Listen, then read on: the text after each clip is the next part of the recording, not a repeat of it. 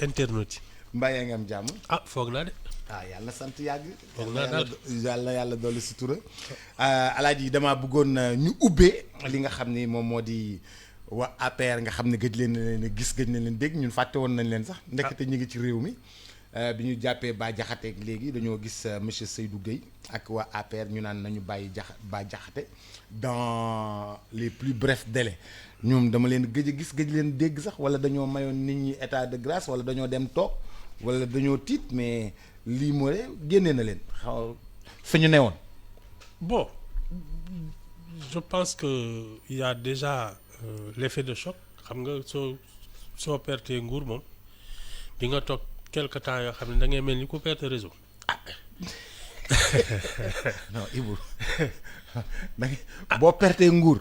ah oui da ngay mel ni ku perte réseau. waaw parce que kii les démarches les comportements contexte beeg yëpp dootul bokk xam nga nekk au pouvoir di gouverner di décider ak yooyu nga xëy bés ñu rocc loolu yëpp période d'adaptation bi foog naa ba pare moi je t'ai toujours dit l'APR pour man c'est pas un parti politique c'est une machine électorale parce que gisuma leen vraiment depuis la création de l'APR foog naa si ay 2008 xaw ma.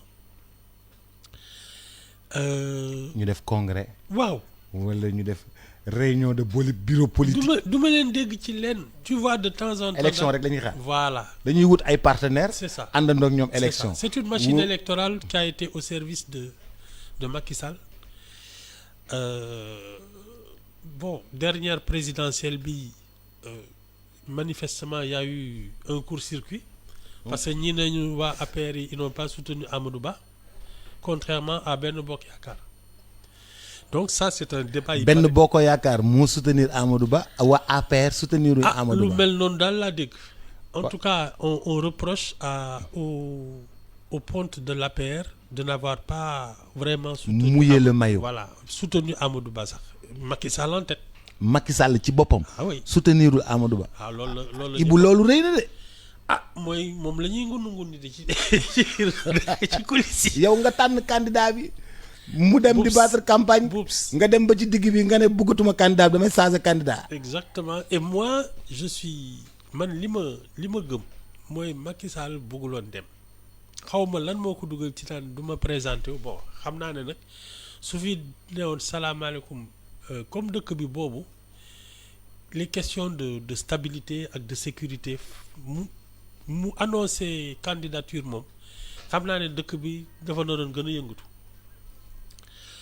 alors xam naa nag parce que bi mu xëyee ne moom dootul nekk candidat dëkk bi dafa seddu guy ñëpp naan ko vraiment wax nga dëgg ak yooyu mais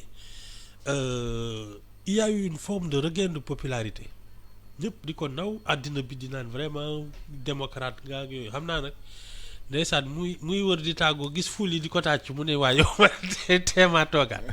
mais Ibou regain de popularité ba kañ benn instant dafa def dans de side. regain de popularité ba mu ne dafay reporter élection yi. c'est ça pour te dire que la bonne décision.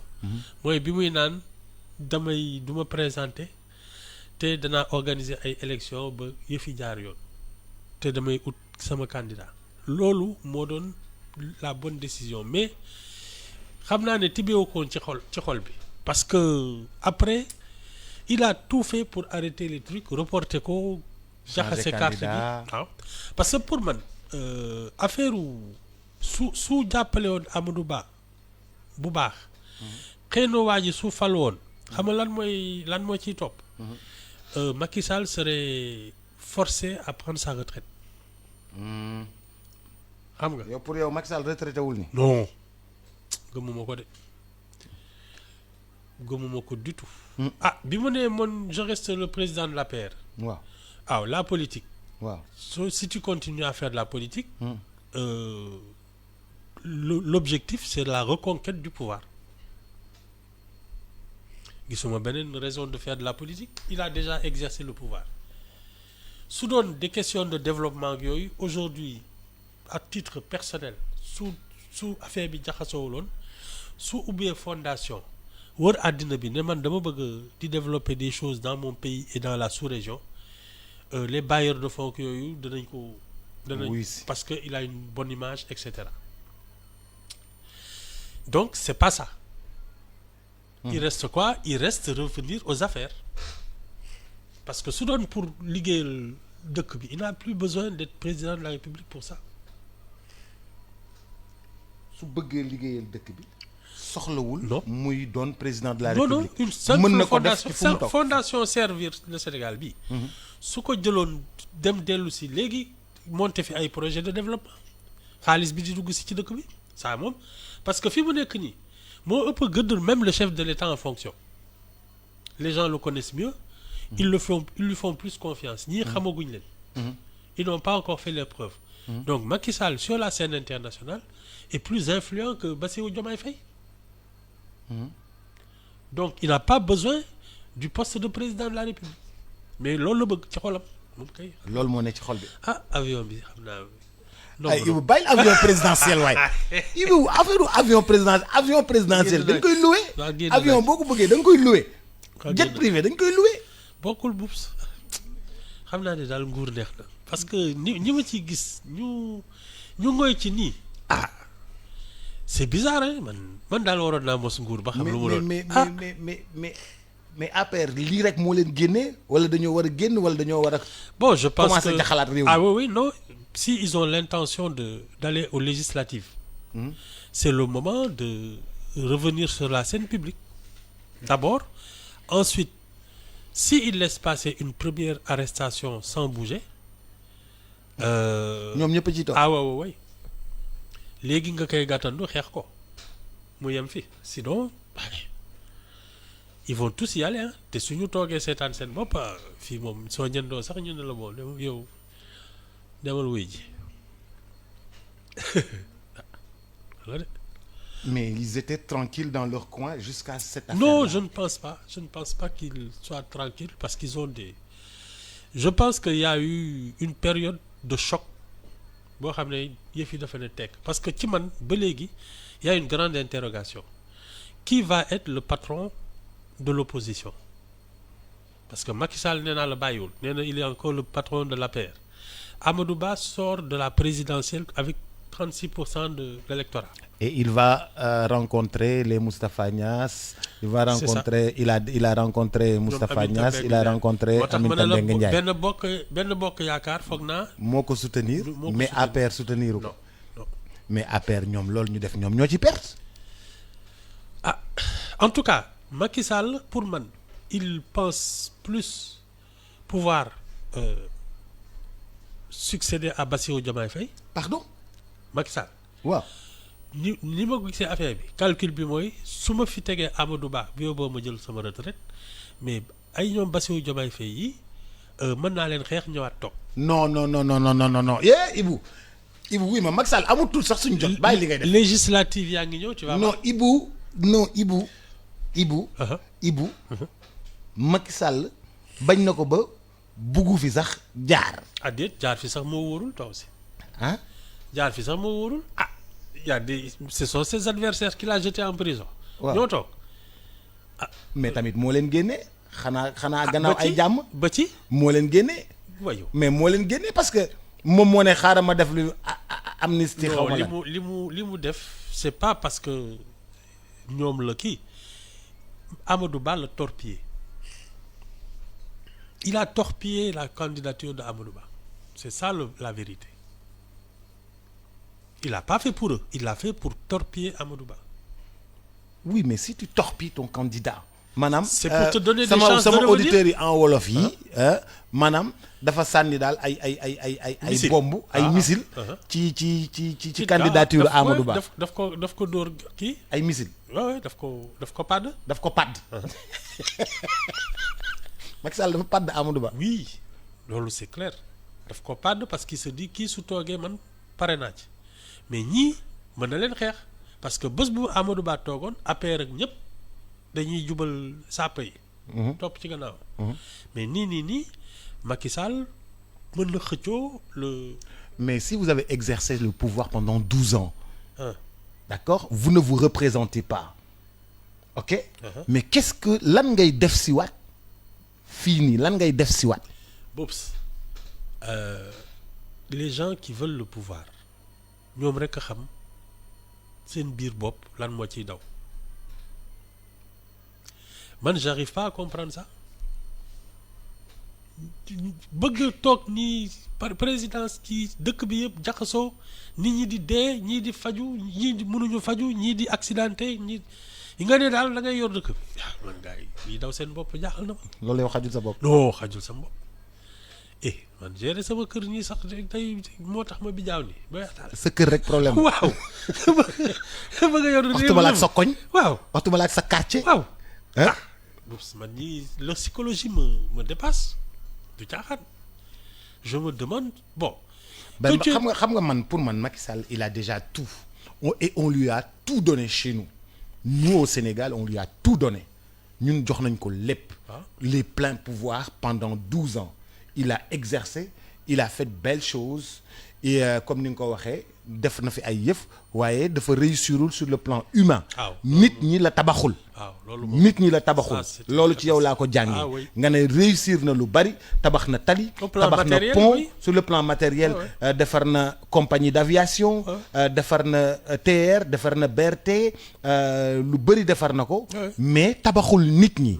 nit ñi dañoo au contraire ça s'est dégradé. nit ñi dañoo gën a dellu ginnaaw. les bourses familiales. nit ñi dañoo gën a pauvre. c'est ça gën a dellu ginnaaw ci seen xel. gën a nekk gën a def yëfu réewande. gën a saaga. gën a mën a toj.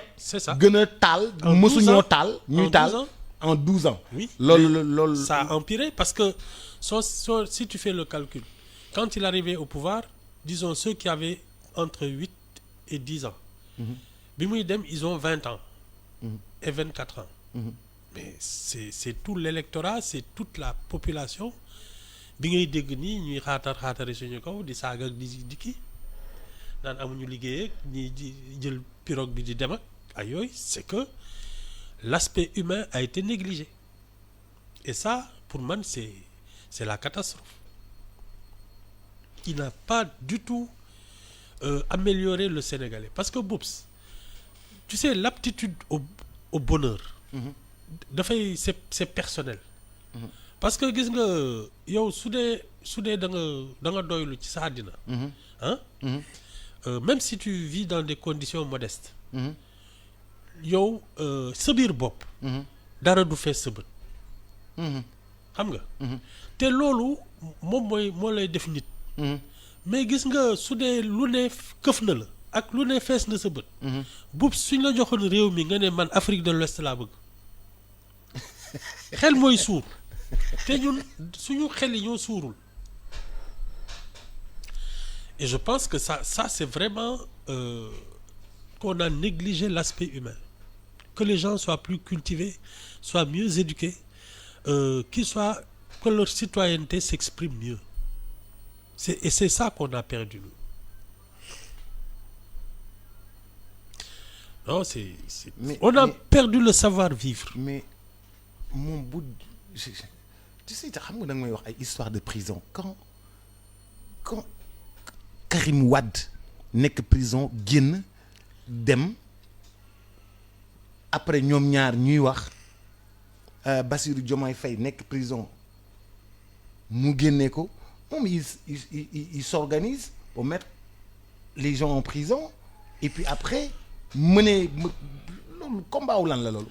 man je pense que c'est dans la culture politique même du Sénégal parce que les chefs d'État ont toujours fonctionné comme ça jël nit def ci kaso bi parce que c'est un opposant ak yooyu il y a toujours de Diouf à Wade à voilà Macky Sall c'est une culture man xawma loolu bon tu me diras que de Senghor aussi hein. Oui, de Senghor. Oui.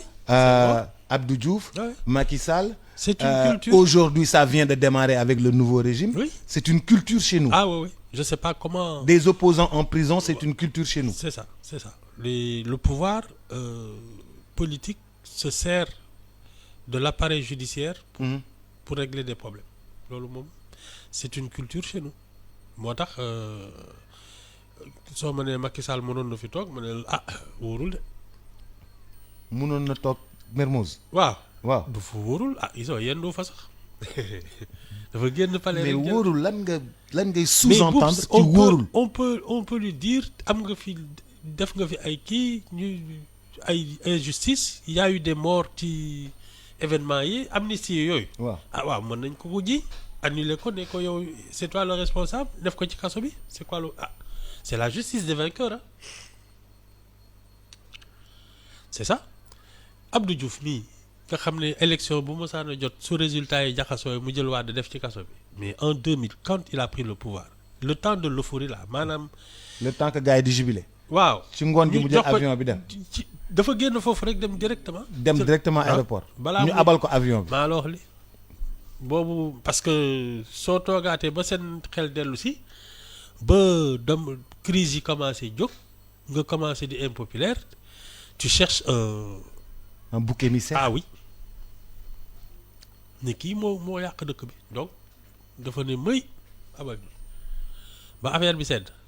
mais Ibou yow su ma comprendre li ngay wax yow da nga bëgg wax Macky Sall dafa daw. ah yow loo tuddee di jël avion génn dëkk bi yow yaa ngi fi ak il a combien de domicile au Sénégal tu as vu la liste de son patrimoine hein gisoo ko. oui mais il veut mettre à l'aise non loolu les vainqueurs. non non non il veut mettre à l'aise les vainqueurs. ça n'a rien à voir. comme Diouf avait dit je laisse gouverner. non Diouf il avait peur que Wade règle des comptes moo tax mu génn ci te su fi ñëwoon day jéem opposition Wade jël ko def ko ci kaso bi doon dara ci moom. waaw kon da nga bëgg wax ni daal Ablaye Wade day waaja. non moom fii la toog de. ah Wade kat tu sais il y a un statut aussi de Wade qui est spécial c'est comme Senghor tu sais dafa am ñoo xam ne tu n'y touches pas mais tu as vu comment on a traité son fils Wade aurait préféré que moom ñu def ko ci kaso bi plutôt que ñu jël doom ji def ko ci kaso bi c'était plus douloureux pour lui pour te dire que loolu kenn rëccu ci mais fii tu peux pas Wade avait déjà 90 ans. boobu mënoo fii tëj mag mu toll noonu qui a été chef de l'État mais nga fay ci doomam. nga fayu ci doomam. mais Ibou man kon daal yow su ma comprendre Macky dafa daw. bi mu amee tànk. non Ibou da ngay déconner. bi mu amee tànk kay nee na may. Ibou yow Macky Sall yow man c'est comprendre ma la yow da nga ne Macky Sall dafay revenir ba pare nga ne Macky Sall dafa daw. oui mais période bii nii si il peut revenir c'est que ils se seront battus pour les législatives parce que si tu as une majorité à l'Assemblée nationale. mais comment tu peux devenir ok il reste là-bas il pilote. waaw à partir d'ici. ba reprendre le pouvoir parce que si ils prennent l'Assemblée nationale le pouvoir de Bassirou Diomaye Faye ci présidence la yem mais dañuy dégg c'est-à-dire les prochaines législatives vont soit confirmer le pouvoir de waa Pastef soit ils vont le perdre parce que pour l'instant xam nga ils n'ont aucune majorité à l'Assemblée dañuy naxante nii rek ku nekk toog jàpp sa ñàmbur les prochaines législatives vont dire si l'électorat confirme la révolution jox les pleins pouvoirs à Pastef ou alors ñu ne ñii kat liñ fi gis doyuñu nañ delloo ñu fi nekkoon c'est ça les enjeux des prochaines législatives léegi nag si c'est un Macky Sall ou un Amadou Ba qui contrôle l'Assemblée nationale si c'est l'APR là de Macky Sall. mais ñoom ñaar ñëpp kenn du ko ci contrôler Ibou parce que sénégalais yi duñu def loolu. sénégalais. waaw. boobu si yow mën nga waatal sénégalais ci lenn les sénégalais yi du ma leen waatal ci dara man tant que gisuma résultat urne yi. du ma ci wax. non mais Ibou. déjà Macky Sall ak Amadou Ba xam nga du ñu àndaat. waaw. xam nga Macky Sall moom jege ànd ak PDS. loolu la gën a jege. waaw. Macky Sall ak APR ak PDS xaw ma lan libéral noonu loolu. grande famille libérale noonu. APR ak PDS ànd bokk. waaw. ñoom ñu ànd jaar ne. léegi la famille senghorienne. waaw. peut avoir socialiste yi fële. waaw socialiste AFP un peu la gauche là war nañu mën a ut une figure emblématique koo xam ne et je pense que pour ñoom le meilleur choix serait celui qui sort d'une présidentielle avec 36%. C'est ça. Est-ce que le meilleur profil pour waa PS est-ce que du Barthélémy Diaz? Non. Ah, tu as vu les résultats de Khalifa Sall? 0, Non, waxuma Khalifa Sall de mais Barthélémy Barthélémy Diaz. Diaz a soutenu Khalifa Sall, ils ont fait 0%. Wala c'est loolu da nga ko waate. Non, xaw ma mais ñaata la de? c'est la reconquête. Xaw ma un. Non, partir à la reconquête kay moo tax may wax. Non. Fii bu nekk nii. Y a deux. mais Ibou reconquête. xanaa moom laa lay xanaa yow tubaab laa la làkk. waaw mais li ma lay wax mooy lii dernière élection yi joxe. waaw waaw. mooy tu as Pastef à droite. Et maintenant tu as Benno Bokk Yaakaar en principe. C'est-à-dire Amadou Ba. léegi nag qu'est-ce que pèse vraiment l'APR? C'est ça la grande équation. L'APR et le PDS, c'est-à-dire la famille Wade. bés bu élection yi dong moo ñu ci mën wax dara. su dee ils vont ensemble ba jël Assemblée nationale ñu xam ne y a une nouvelle force. La famille libérale, la famille Wade. soo moytul ay Idrissa Seck ak ay Fadak. Je pense qu'il y a une famille Wade qui peut discuter. Maintenant, il y a une famille Senghor qui peut aussi discuter. Et ensuite, il y a l'actuel pouvoir. ñett yooyu daal laa fi gis. gars yi bëgguñu loolu de razzia la ñu bëgg a def yu màgget yooyu yëpp ñu teg ko fële. Oui, non, de yu toute màgget yooyu yëpp ñu teg ko fële. jël ci yu bees yi. Mais ça a été li tax Bassirou Diomaye Faye est passé dès le premier tour. C'est justement parce que il y a eu ce besoin de renouveler la classe politique. Amadou Ba a beau ne pas être un vieux, mais il symbolise les vieux régimes qui sont restés là depuis 60 ans. Parce que société, il a regroupé derrière lui, en théorie, la famille libérale et la famille socialiste. Ça veut dire les 60 ans yi nii bi Sénégal xam. C'était le visage d'Amadou Ba. C'est cette génération-là que les gens ont envoyé à la retraite. loolu la ñu rejeté. C'est ça. À 54%. Mais ça ne veut pas dire que maintenant que la recomposition est en jeu, on va voir qui pèse quoi législative yi rek ñooñu ko mën a wax. mais Ibou PDS wala boog je veux dire les ñaar ñi ñuy wax leader Karim Wade bëlee. ak Macky Sall bëlee. fa ñu ne xam nga ñi ngi ci seen jàmm. Marrakech du la ñu wax. waaw Marrakech. kenn ki nekk fa Doha xaw. Doha waaw. mais ñoom lu ñu nekkee foofu. bëgg. C'est les enjeux du pouvoir. non bëgg xam nga loolu kenn mënu koo def ba kenn mësu koo def ba réussir bëgg gérer suñu yëf ñun fii suñu dund ñu am problème mu ceeb am problème mu luyaas am problème mu lekk am problème mu naan am problème mu déplacé wu am problème mu tàngaay am problème mu cultivateur am problème li yow nga toog Dubaï yow nga toog Marrakech yow nga toog Doha yow nga toog Marrakech war ñoo gérer ñun. non xam nga entre ki nga xam ne tu exerces le pouvoir kooku mooy gérer problème yi. waaw l'opposant il ne gère que le mécontentement. oui mais ñene fële.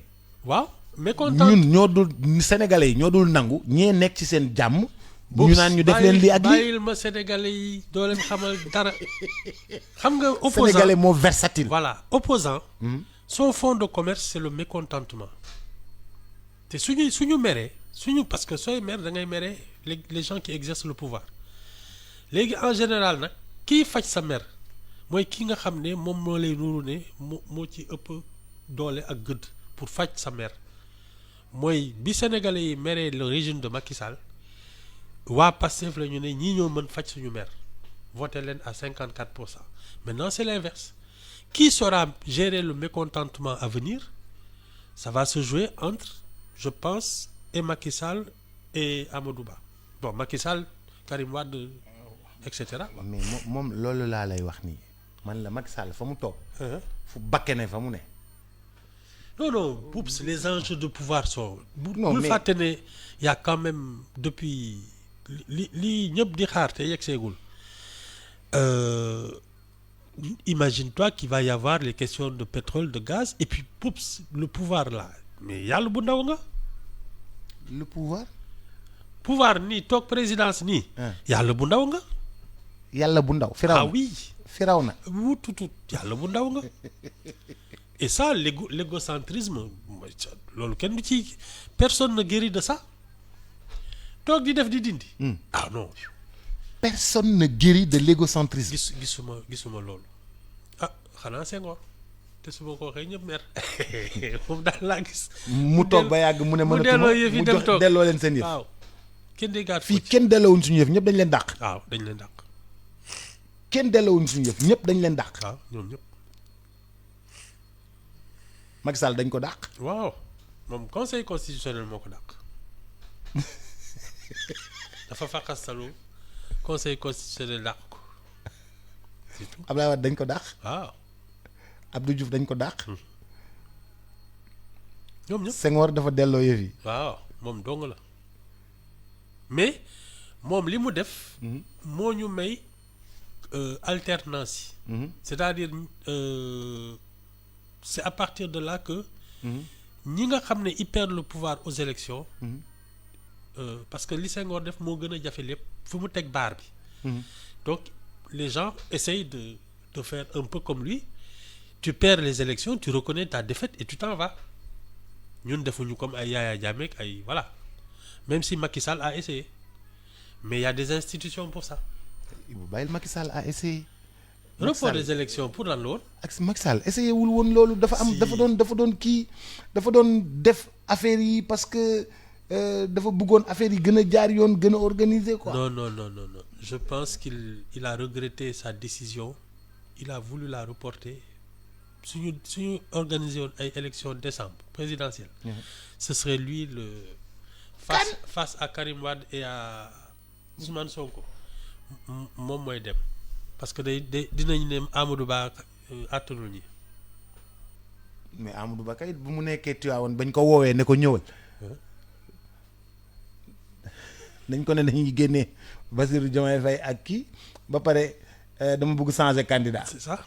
Renonce à ta candidature. Renonce à ta candidature. Ouais. loolu de laa dégg seen problème fa la commencé. ah foog naa seen problème fa la commencé. Renonce à ta candidature mais loolu noo ko mënee wax koo xam ne mi ngi nekk en campagne.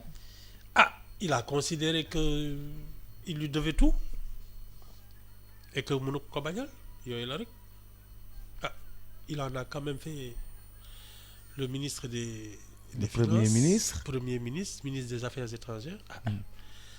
xam nga yooyu après tu te dis kii il me doit tout. lu ma ko wax mu def ko. xam nga mooy li may wax rek Amadou Ba xam nga il a la tête du gendre idéal. il a la tête du gendre idéal. mooy maanaam. da nga loos nii baax loog yooyu kii. mais dafa baax. waaw ci li ñu gis. waaw mais ça veut pas dire que soo ko loo ko laaj mu def ko. te boo amee goro boo xam ne loo ko laaj du ko def. da nga koy galgal. alors li moo tax Macky Sall pàdd ko. pàdd na ko de. pàdd na ko moom. pàdd na ko ba mu daanu. bon daanu je ne pense pas.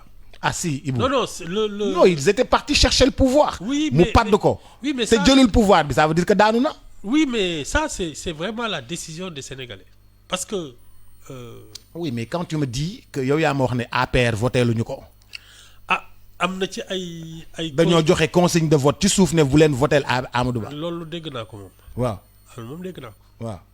ne bougez pas le petit doigt. oui mais ne mouillez pas le maillot. mais les Sénégalais quand même parce que imagine un peu. Si Macky Sall n'avait pas reporté les élections et libéré les trucs amnistiés leen. n'avait pas libéré Bassirou Diomaye Faye et Ousmane Sonko. waaw les résultats n'auraient pas été les mêmes parce que en les libérant et en les amnistiant c'est comme si il avouait avoir triché te loolu l'électorat le lui fait payer en sanctionnant son candidat Il avoue avoir triché, c'est-à-dire. jël ay adversaires am def leen ci kaso yi ba xolam sedd. On ne les a pas jugés, on ne sait pas ce qu'on leur reproche. ndax dëggalam du dëgg. ah waaw alors que ñoom ils ont toujours dit lii complot la nga xëy bés teggi yëpp.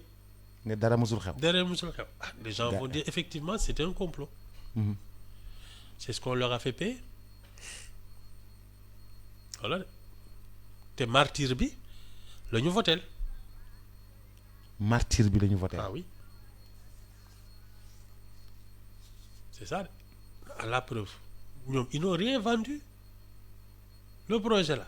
Y a rien dedans mais on a voté pour eux. yow bàyyil affaire projet bi. ah man de dama dégg. waaw pendant 10 ans projet. waaw bàyyil noonu rek nañ romb. Ibou rombal. ah léegi mu nekk sujet tabou. Ibou nañu waaw loolu romb dootuma ko tudd. waaw sujet tabou la. waaw d'accord sujet tabou ok léegi damay ñëw ci beneen sujet. xam nga man lu ma jaaxal ci xew-xew yi am ak Bah Diakhaté. Abass Fall ne na ñii ñëpp nañ leen jàpp. Il faudra mettre en prison ces voyous. de la paix C'est ces mots, ces voyous de la paix. moo tax ma ne la notre politique c'est du fait divers on est dans le fait divers. Ça c'est du fait divers. ah des voyous qu'on doit jeter en prison boops loolu kay fait divers la du leneen c'est pas de la politique c'est du fait divers parce que tu peux pas décréter comme ça ce sont des voyous qu'il faut jeter en prison mais attends ça sont les juges qui en décident nga def un délit ñu ne kii kat il a fauté lii lañ ko reproché mu am plainte am ay avocat ñu plaider ñu ne kii kat effectivement liñ ko jiiñ moom la muy nga rey nit wala nga sàcc wala nga détourné. voilà tout ce que tu veux mais quelqu'un comme ça qui n'est ni juge ni rien du tout qui décrète que ce sont des voyous qu'il faut jeter en prison. dama xamul wax jooju c'est de la politique enfin c'est ce qu'ils considèrent comme de la politique mais c'est du fait divers. waaw nee naa la on ne doit pas autoriser tout le monde à faire de la politique nga weddi ko la politique c'est une affaire d'élite. ah Ibou bàyyi loolu. des gens qui parlent de développement mais di fait divers di dem saaga dóor xaste c'est des querelles de borne fontaine. lii jëmalewul réew kanam. non au contraire moo ñu tardeel ñu ñëpp. ah. moo ñu tardeel parce que le temps que tu perds à insulter à traquer et à vraiment aux confrontations. Mais ça ne règle pas les problèmes de développement parce que quand tu es au pouvoir et que toutes les décisions que tu prends améliorent la vie des gens mais chaque fois que tu es diverti il y a des problèmes qui restent en souffrance te loolu ay bakkanu nit sax ñu ngi ciy daanu. yow kon daal Bassirou Diomaye Faye bu ko kenn divertir. non il ne doit pas se laisser divertir. Il doit pas se laisser divertir. Non. Il doit se concentrer sur son sujet qui est C'est ça. l'état du Sénégal. C'est ça. Les problèmes des Sénégalais. Sénégalais. C'est ça. Les problèmes courants de l'État. bañ na ko ba il a démissionné des instances de décision de Pastef. Donc vraiment fii mu toll nii il faut qu'il se concentre sur les problèmes des Sénégalais parce que sinon il risque de le payer très cher dès les législatives. Donc les gens sont devenus impatients. Voilà et non lui moom il doit se concentrer xam nga mës na Macky Sall xamu fu mu demoon New York xamu fan la jóge il avait répondu à des ay ñoom foog naa Sonko wala am na daal ku waxoon ba mu tontu ba ma ne la moom warul dugg ci wax parce que actuellement il exerce le pouvoir bokku la ki nga xam ne yaa ngi ci mbedd mi di seet nag ngay gàllankoore. lu may def voilà yow da nga am li ngay def tu as des décisions à prendre et ce sont des décisions très sérieuses qui demandent de la concentration qui demandent parce que les problèmes des Sénégalais sont très sérieux. Mais il faut prendre de la hauteur moo yomb la prendre de la hauteur. Mais les institutions te font prendre de la hauteur quand tu en es conscient parce que on te donne tous les moyens de travailler. Tu as le personnel, tu as la logistique, tu as les moyens financiers, tu as l'autorité. Soo xamul loolu et que tu te laisses divertir par des querelles de borne fontaine mais kooku sa affaire la. Il faut mettre tout le monde en prison, tous les voyous de l'APR Non, en prison, c'est querelle bord fontaine la. bien sûr kilifa du waxee noonu. Hein? kilifa du waxee noonu. C'est comme quand Diouf disait ñii c'est des bandits de grand chemin. Des bandits de grand chemin. kilifa du waxee noonu. kilifa du waxee noonu. Je pense que les décisions qu'il doit prendre qui améliorent le sort des Sénégalais loolu moo war a tax ñuy wax. Ils sont plus dans l'opposition non.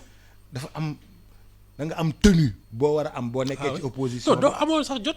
comme on am dit tenue boo war a am boo nekkee au pouvoir. c'est ça encore que man la manière dont on s'oppose au Sénégal daf ma jaaxal parce que xuloo ak xeex la alors que pour man s'opposer c'est présenter des propositions différentes de ceux du pouvoir parce que par exemple dëkk bi am na problème. C'est pas parce que tu ne l'exerces pas. Que tu n'exerces pas le pouvoir que tu peux pas régler les problèmes des Sénégalais. te moo tax ma ne la les partis politiques on doit les forcer à avoir des activités d'utilité publique mobiliser ay jeunes mobiliser ay fonds pour ne xale yi waa nguur gi ce sont des incompétents mais tu n'as pas besoin de le dire tu le montres mobiliser ay fonds mobiliser ay trucs créer ay projets liggéeyloo nit ñi sans être au pouvoir ut ay partenariats ak yooyu di monter ay kii di dimbali nit ñi ñuy entreprendre mais c'est ça pour moi m'opposer. opposé boobu day rafet de Ibou. mais c'est ça la politique Boubs. opposé boobu day rafet de Ibou. su ji taxawee naan ñun. industrie la ñu nañu taal. waaw industrie la ñu kii yow nga ne leen man ñii li ñuy def da leen di tardel on va miser sur l'agriculture kii di liggéey lii kii di liggéey les gens vont arbitrer qui a le plus compris les problèmes des Sénégalais c'est ça la politique mais c'est pas nañu taal nañu xeex nañu kii ce sont des voyous ak yooyu non. mais Ibou ñun mais opposition boobu la ñu mës a xam nañu taal nañu toj. c'est ça. À part, tout le monde faisait ça. Hein? Tout le monde faisait ça. À part que le mouvement des Cheikh pionniers, Diop, les mouvements des pionniers quand même ont planté beaucoup d'arbres avec le Parti socialiste. Cheikh Anta Diop moo amoon cette manière de s'opposer. Cheikh Anta Diop. waaw moom il proposait des solutions. Mais Ibou, le mouvement des pionniers avec le Parti socialiste, il faisait des camps de vacances. di tabax nu mu tuddati planter ay arbres. C'est ça. Pendant presque 1 mois et demi. dañuy dem camp la ñu doon wax. éclaireurs yi dañuy def loolu. avec les scouts. dañu doon def loolu. éclaireurs yi def loolu scouts yi di def loolu. pionniers yi au Parti socialiste di def loolu. ñuy le bande filao yi di saxal garab pendant vacances yëpp hivernage bi yëpp. dañ doon saxal ay garab di def ay affaires yu baax. waaw bien sûr mais par exemple à l'époque waa ànd jëf. waaw ils animaient beaucoup culturellement ay soirées de théâtre ay yooyu ils faisaient beaucoup de choses comme ça animer les quartiers ak yooyu am na ci ñoo xam ne je sais que clandestinement ni dañ doon alphabétiser dans les villages ak yooyu. oui mais c'est ça s'opposer yow tu défends les langues nationales. mais va faire. Moussa Sidini dañuy jàngal xale yi bu baax. c'est ça di leen organiser. c'est ça s'opposer bu ñu fu ñu dem setal ko ba mu set wicc. c'est ça s'opposer c'est pas ce. opposition bi nga xam ak ñun bi ñu xam bokkul. au revoir Ibou Fall. bokkuñu manière d'opposer. Ah, d'accord. yow sa opposé dafa rafet. non mais Boubs man su ma doon politique. du ma sax tudd ñi nekk ci nguur gi. man nit ñi laay waxal ne leen kaay la ñu def lii. nga mobiliser leen. voilà le leadership. waaw c'est ça. le leadership yaay jiitu donc du ci ay xeex. jiitu di saxal garab ci liggéey mais voilà ci liggéey. travailler. construire son pays. c'est ça. ndeysaan di nuyu bu baax a baax monsieur Pape Seck commissaire pionnier la woon. commissaire pionnier. yéen a bokkoon mbuus. déedéet man xale laa woon dama doon dem saxali garab dem camp de vacances. non di saxal ay garab. saxal naa lu mu bon Ibou saxal naa 1000 garab de. mais boobu ça te construit. saxal naa lu mu bon 1000 garab. ça te construit un citoyen ce genre d'activité là. mais dañ ko doon def ba pare am suñu camp nga xam ne da Dem ngay tumuranke. teg sa benn kii nii c'est ça. ah ñii di togg fii ñii togg fii ñu xëy suba saxal garab ba ngoon ça. ñu def suñu cercle adema yàlla wee yàlla clé mu sow wee Ça te construit un citoyen, ce genre de choses. jërëjëf Alaaji Ibou Fall merci beaucoup ñoo ngi leen di gërëm bu baax a baax di leen sant dig daje